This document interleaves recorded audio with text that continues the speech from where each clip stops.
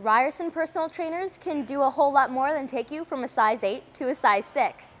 In fact, 10 Ryerson products went from right here all the way to here. Sorry, where? Kristian Halkias is 26 years old. He stands 5'5" and weighs 158 pounds. He's been preparing for this day for 5 years. It was, you know what was funny? I put my headphones in and I said, okay, I can't focus on anyone else but me. 5 years of his life have been dedicated to working out, eating extremely well, and sacrificing every bit of his social life. All for this Saturday.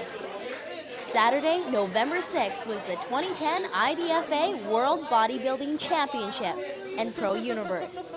IDFA stands for International Drug-Free Athletics, and the company enforces being drug-free big time.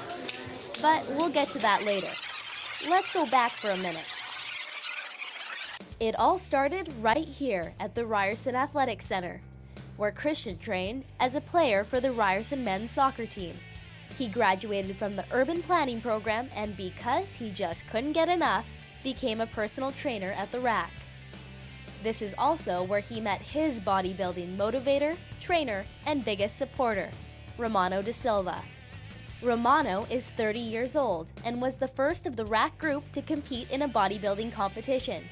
He's been in 4 shows since he began in 2005. He won first place twice, including his first competition.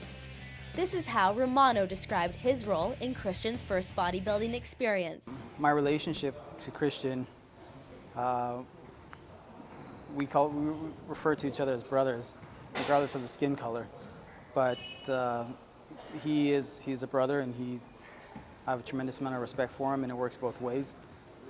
My role in this contest, I just competed in, helped him with his posing, and I was just there to assist him in any way, shape, or form that I could, whether it be mentally, emotionally, just to reinforce that, you know, he'd do great and everything would be okay. And he's a smart guy. He researched all the information. A lot of people have helped him, but he researched the information.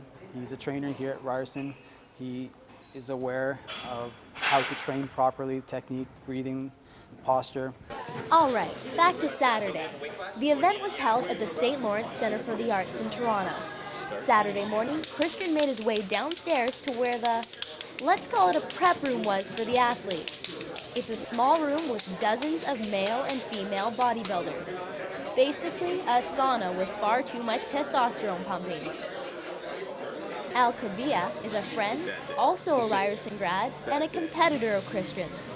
The two of them were competing in the Novice bodybuilding lightweight class. Novice means it's their first time in competition. There are 4 divisions for the men in this competition. Masters, the over 40 crowd. Pro is for the guys who make the money. Open is where men compete to get their pro status. And finally, Novice, the first-timers. Yeah, I walked in and I walked right back out. I was like, this is not happening. The Ryerson boys' game plan was to wait as long as possible before breaking through the barrier of smog created by the combination of hairspray, PAM spray, layers upon layers of self-tanner, and of course, the aroma of pure masculinity. I enjoyed the diet. I enjoyed getting up at 5:30 to do cardio. I enjoyed training. I enjoyed the whole thing. It was fun. And as much as it may be tiring and, you know, it sucks sometimes, but overall, you have to do it because you love to do it. And I love doing it. This was only the beginning. Right now, he's here for the prejudging. The night show is still to come, later that evening. The prejudging is where the judges assess all of the competitors in every weight class and division. This is where the actual judging happens. But the men and women don't know if and what they've placed until they're on stage later that night. The night show is the moneymaker. The men upgrade to their brighter Speedos, and the women change into even more extravagant bikinis. You may have noticed that both the men and the women bear a resemblance and what you wouldn't guess, the scent of slightly burnt marshmallows. Kristian went for 2 spray tans that week and will have at least 4 layers lathered on him throughout the day of a bronzing self-tanner and a liquid shine product. So what's the deal? Okay, I'll save the jokes and get to the point. The bright lights on the stage would completely wash them out if they were pasty. The darker they are, the more defined their muscles and shape will appear. After getting painted up, it's time to pump up. Until the groups are called to line up, every athlete is continually doing what they can to keep their muscles pumped. That means a lot of push-ups, free weights, and rubber bands. Yup, that's a Snickers.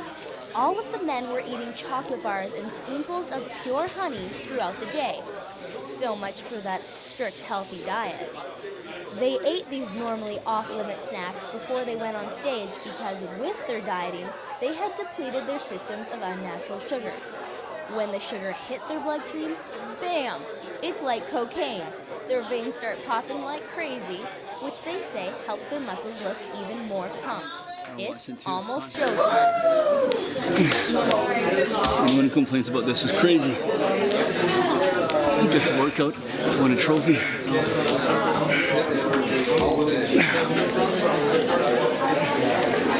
It's not for everybody, but this is life.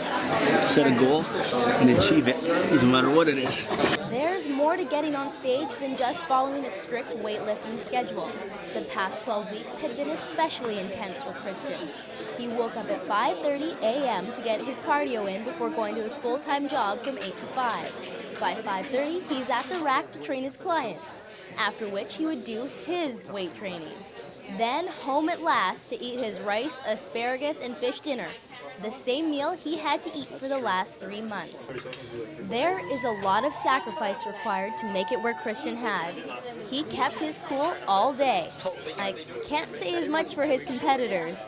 He had them intimidated and they broke the cardinal rule. Or what I'm guessing is the cardinal rule in bodybuilding: never show weakness. I need a bigger back. Oh, you're good. You look good, man. Next time, not gonna work anymore. I'm gonna spend all my time in the gym. You look good. Don't worry. Never mind. I met Romano and about 3 other guys at Ryerson. That's where we first started. And that's how we all started working out together. And then Romano was the first guy to decide to do bodybuilding. So he was the first one who kind of broke the wall down. And then we all followed suit. Game time. Twice that day, Kristian made his way with confidence to the stage entrance.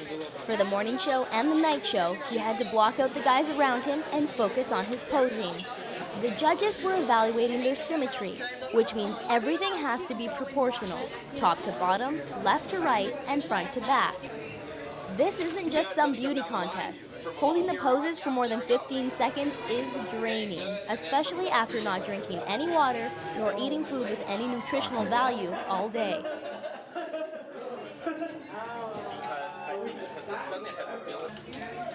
I stayed in my zone. I didn't really pay attention to what everybody else was doing because typically guys are trying to get each other off of their game. As much as they may be saying some nice things, they're loaded comments.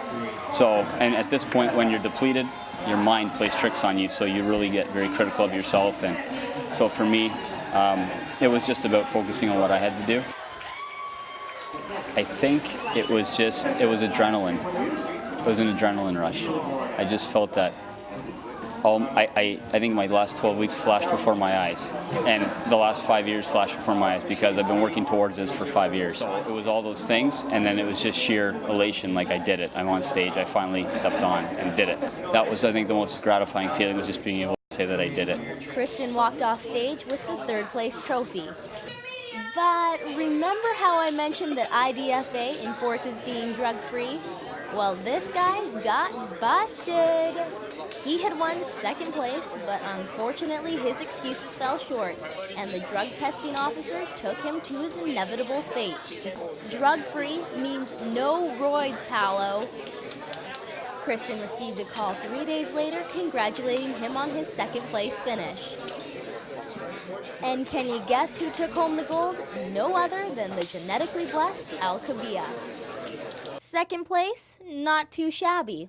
What was it that ultimately got Kristian through? Knowing that I was representing my family, my close friends, and my family at the rack. That was what got me through. For Kristian, the 9 champions before him, and all of the champions to come, it starts and ends right here at Ryerson. For the Ryerson Rams Network, I'm Kelsey Wingerak.